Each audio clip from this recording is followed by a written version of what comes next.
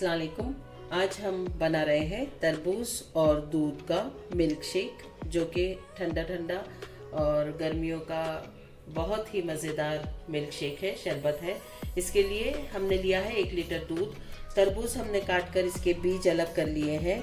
साथ ही हमारे पास chia seed, जिसे सब्ज़ा के बीज कहते हैं, शक्कर है, और हम उसमें साथ में डालेंगे थोड़ा रूह अफ़ज़ा। इन तरबूज के पीसेस को हम ग्राइंड करके ले लेंगे और चिया सीड जो सब्ज़ा के बीज है उसको पानी डालकर हम भिगा लेंगे। इसे भीगने के लिए तकरीबन 10 मिनट लगेंगे। हमारी रेसिपी शुरू करते हैं हम। तरबूज के पीसेस हमने ग्राइंडर में डाल लिए हैं और इसे हम बारीक पीस कर लेंगे और साथ ही छान भी लेंगे। तरबूज हमने पीस लिया है, उसका जूस निकाल लिया है। अभी हम इसे छान कर ठंडे ठंडे दूध में मिला देंगे।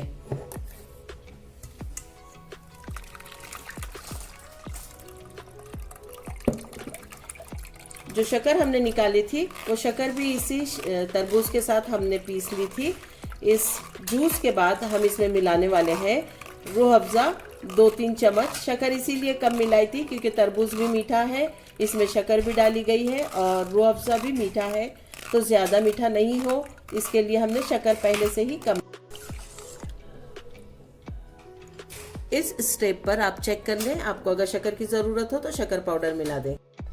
देखिए हमारे पास वनीला आइसक्रीम है, तो इसे और लजीज जायकेदार बनाने के लिए हमने 1 स्कूप आइसक्रीम डाल दी है। इसी के ऊपर हम अपना शरबत डालने वाले हैं और साथ ही हम इसके ऊपर डालेंगे तरबूज के हमारे छोटे छोटे पीस जो हमने काट कर रखे हैं।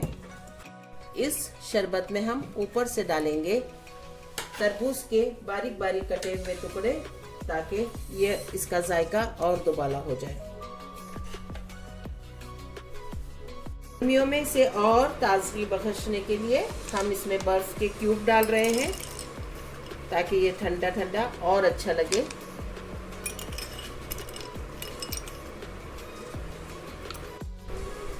रोज़ों में, इफ्तारी में, गर्मियों में इसका जायका लीजिए। अल्लाह ताला आपके दस्तरखान पर बहुत सारी नेमतें और बरकतें अता फरमाए। दुआओं में याद रखें।